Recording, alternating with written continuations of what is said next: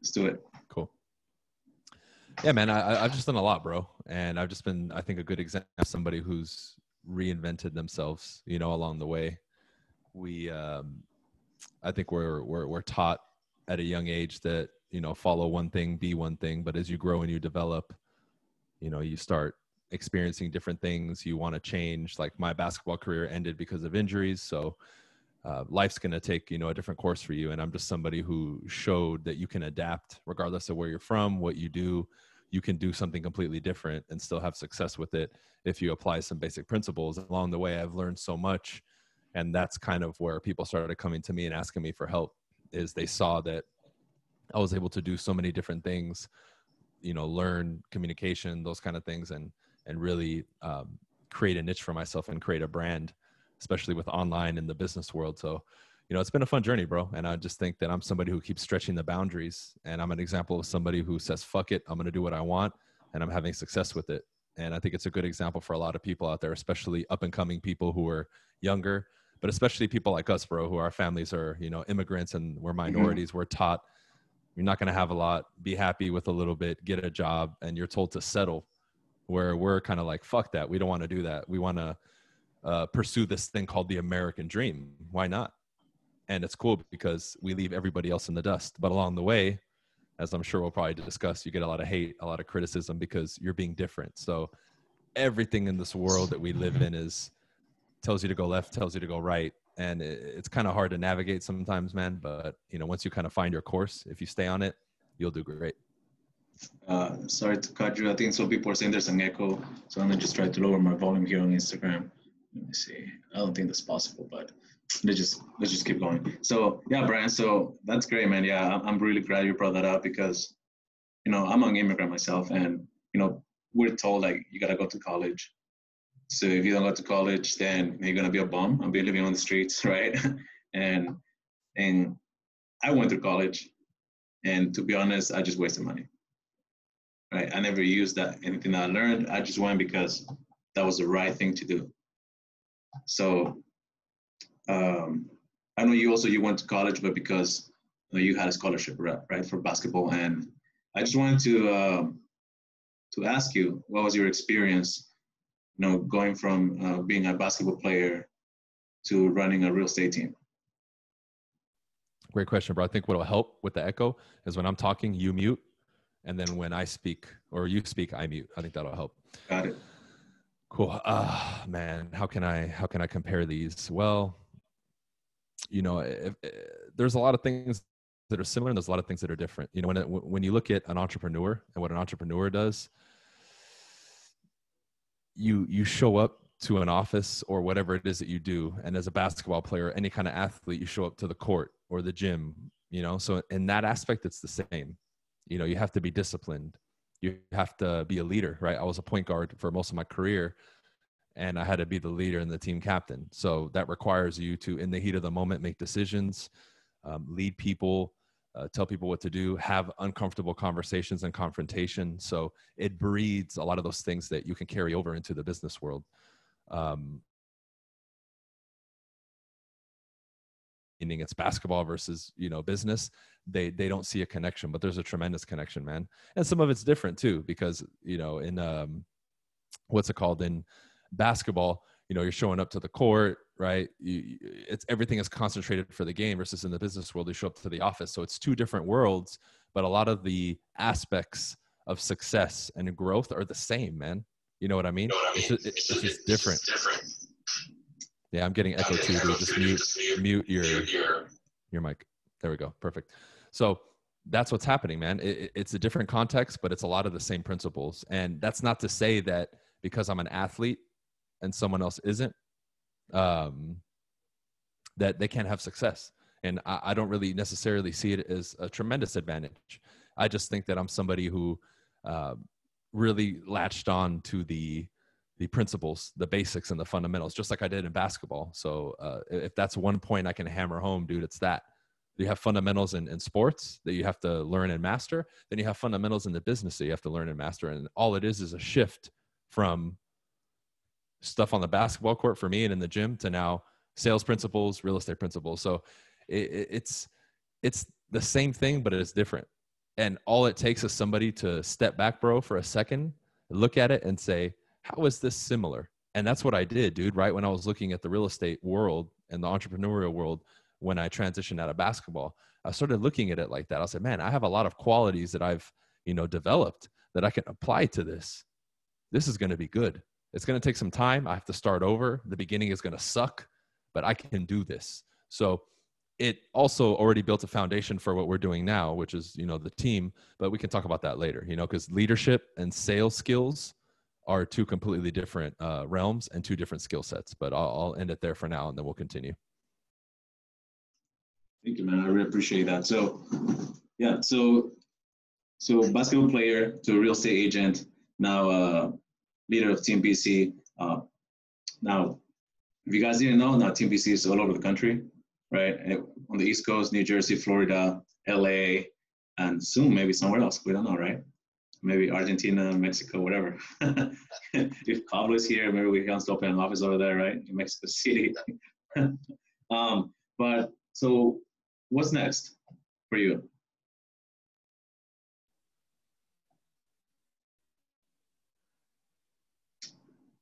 I'm waiting for you to mute. Cool. So what's next? I'm going to continue expanding the team, bro, for sure. Modern Success, obviously, I'm going to grow. We have, I think, with regular members and the 47 a month vault members, I think we're in the 300s now, 300 and something. I'd have to double check with Greg to get the actual numbers of how many people are in the program. But it's really just about building that, dude, but more than anything, building you guys now, because that's one of the main advantages for you guys and everybody who's a part of this, even Modern Success members, is you can ride the wave of Team BC and this brand that was built. We all share a like mind with the principles and what we stand for and those ethics and attributes and values. So I've already built it. There's already a big audience. Now it's a matter of using that to boost your guys' not only brand with the team, but also your individual brand. So if I can make it simple, it's really just becoming this force to be reckoned with, bro. Like anywhere you go, I want it to be like, oh, Team BC, we know Team BC. Whether somebody is interested in real estate or not, I want them to know who Team BC is. Forget me. I don't give a fuck. It's about Team BC and that brand and what it represents. That's the key, what it represents, because that's a movement. I said at the first MS event, I don't know if you were there, who are thinkers, free thinkers, entrepreneurs, people. These are the people in this room are the people who are going to contribute to the change that we need on this planet. And that's the platform. So that's what I want. I want to leave a footprint and a legacy on the planet for Team BC, which is all the members, not just me. And that's really what I think is next, bro. And with that comes more team members, more money for you guys, all the growth that we want. But in that process, who we become and how we grow, that's the special part right there, man, for sure. That's good, Bryan. So yeah, I know I came across one of your videos last year, and I had just started real estate, and I just decided to join Modern Success. And now I see the different caliber of people that are in that program, the ones who actually put in the work, are looking to better themselves and become better people, compared to the kind of people I used to hang out with before. They're out of the picture already. They're gone. So yeah, I see, you're right. I see this as a community, as I'm going to say true friendship, because we're all pushing each other. We're looking for feedback. We're looking for growth. We come to you or other people who have more experience than us in either mindset, business, education, because this is not just one subject, right? It's many of them that can help you become a better individual, to grow. And as my podcast says, it's a work in progress, right? We never finish learning. We always students of life, correct? Yeah, man, 100%, bro. And that's why I created, MS and really started doing what I was doing. And a lot of people come to me, even a lot of people in the space who do have followings, and they're like, dude, how have you created what you've created? And I talked about this earlier. There's a difference between being a good salesperson and a leader. part of it is that I know I'm a great leader and I can make other leaders, which is a part of this. I'm not just grouping people together and, hey, follow me, creating some cult. No, I'm breeding and molding other individuals to walk the same path as me. And eventually, and the goal is to make you guys better than me. Because as we progress, and when we pass the torch, you should improve upon and must improve upon what was originally set, right? And so we keep raising the bar. But that's really what it was, man. Because when I said, we need the community, but more so than anything, we need to create complete individuals.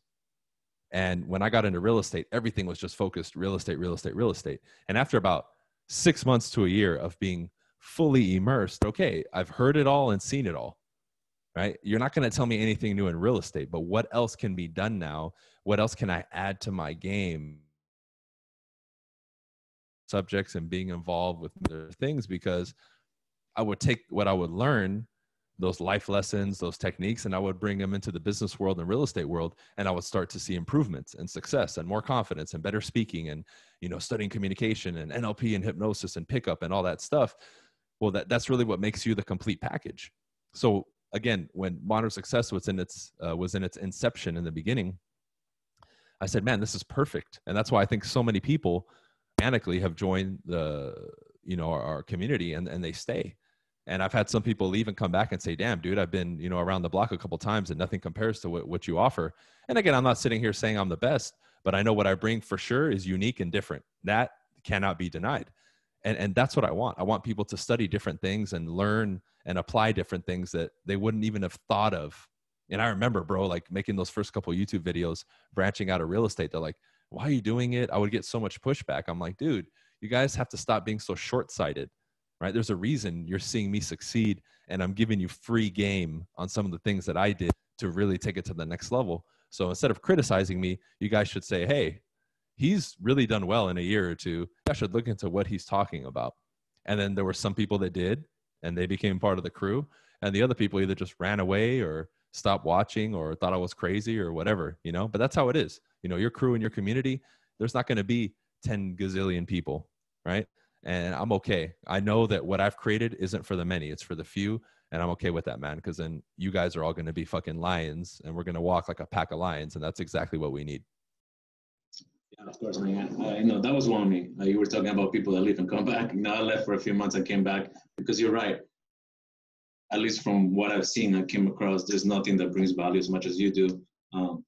Because, you said it yourself. You studied so many people, paid so much money to go and talk to different mentors, coaches, and you putting all that together, you're bringing it to us in Modern Success. So yeah, man, I really appreciate you putting this together, and we're here together for more growth, right? And so let me change the topic a little bit. So I know you started real estate about 7 years ago, if I'm not mistaken. A lot of people are new. A lot of people want to get into real estate. That was me last year. So how easy or how hard was the beginning process? After getting licensed, let's say it's day one, near a real estate office. What happened then, and when do you see the change? When do you go from being a brand new agent with 0 deals to jumping into having maybe 5-10 deals a month?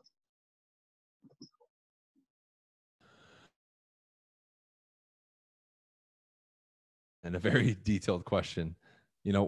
I would say this. I heard Mike Ferry say early on, real estate is simple, but it's not easy. And that stuck with me because it's the truth. What we do is simple, bro. Like even today, show up, make calls, role play, train, do some more, negotiate contracts, cancel a deal, put another one under escrow, get a listing. That stuff is easy. I mean, simple in a sense, right? Where it's like, it's not that complicated. Now, after you do it for a couple of days or a week or a month, you realize that you get in your head, you get emotional, right? You get concerned. People start criticizing you. It's difficult for you to follow your schedule because you're your own worst enemy. And all those other things get brought into the equation that make it not easy, right? And I wanted to say that first because I started, already ahead of the game, having, shadowed some people and practiced and kind of gotten a feel for the business. So I was off and running. I was disciplined. I was door knocking. I was calling. I was doing everything I needed to do. The issues that I ran into, man, were what real estate trainings weren't teaching me. I didn't understand why I was scared to pick up the phone. I didn't understand why, after a week of doing work, I suddenly felt unmotivated, even though I was getting leads and getting progress. I never understood why I was scared to maybe go after a luxury listing, right? Compared to like a $500,000 or $600,000 listing. When it was, I had some conversations and I was like, man, it's the same thing. Why am I scared? So it took a while, man, because I started having a little bit of success, and then I went through a dry spell of not getting anything for about 3 or 3.5 months. And that's when it really got difficult, man. But until I got a groove, I would say after about, a year, my first year, I did 13 transactions.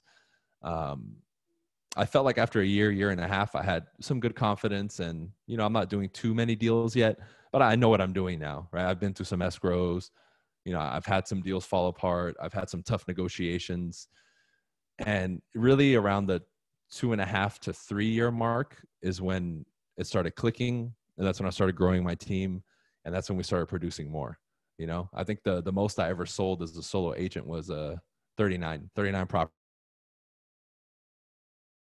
my third year, right? After that, I built my team, and then we went up to 50 and a little bit more. So I think last year we ended up closing 53 as a team, but that's a small team. It's me, Loida, and I think at the time we had Kevin, and Valerie was an assistant. So we had 3 agents. We didn't have too many. And it's really, I think, once you put all the pieces together that you start having success. Let me give you some examples, then I'll pass it back to you, man. Following a schedule religiously, having a standard for your business. Who's your ideal client? Who will you work with? Who will you not work with on the buying side and the selling side, right? And when I talk about standards, that means pricing, as far as pricing a property, how accurately you're going to price it, being honest with people, and then your commission. You need to stick to your standard full commission, which a lot of people won't. Because you can do 30 deals a year, but if you're only taking listings at 4% and 3% and you're making 1 or 2%, you're not even going to make 6 figures, even in our market, because you're not going to make any fucking money, right? So even if you make 110 in gross and you give 20% to your company, then taxes, you just made like 60, 70 grand and you sold 30 houses in LA. That doesn't make any sense, right? So aside from that, man, I think one of the most important things is being able to manage and master your emotional state as a human being, because the one thing that we do consistently in this business is talk to people. And if you do not have a grasp on that, man, you will be absorbing negative energy from people. They're going to be, cussing at you sometimes, and it's going to get in your head, and you will be destroyed after a day or two on the phones or going to the doors just from a few negative interactions. So if there's any asterisk or highlight I can put through anything or star, it's that mastering and controlling your emotional state every single day as much as possible. If you can do that, everything else becomes easier. And it took me a good, 2-3 years to hit that of consistent work. But in the end, is it really that long? That's 2 or 3 years. And in that third year that I sold 39 homes, bro, I did like $350K in gross commission. That's incredible for somebody who's their third year in the business. I walked away with probably, high 200s. That's incredible, man. That's like $25K a month. Yeah, but that's incredible. I've talked to people that have been in the business for 25 years and they do like 20, 25 deals a year, or referrals, and they're okay with that, right? I wouldn't. I'm sure you wouldn't either. So it's crazy, bro. And going back to what you said about mindset, I know you are your own worst enemy, because it's happened to me. You talk to people on the phone and tell you to fuck off and whatever the case may be, and I started picking patterns of people being mad because they're getting 1,000 calls a day because they're expired. I deal with it in so many ways. Laugh at it, ask if everything is okay. You can just hang up and call them back some other time, right? And I stopped caring, to be honest. We spoke this morning, and as you saw, I just kind of call people, not being so needy, right? Not being that, hey, this is Bryan with Team BC. I wanna, do you want to sell your house today with me? you know. So it's more like, hey, how's it going? So you wanted to sell your house, and what happened? And they just start a conversation. So you know, as experience, as we get more experience, as I get more experience, you start picking up those little details, conversations that you have every day with people, meetings that we have here in the office, and just trying to refine it. Correct. So yeah, bro.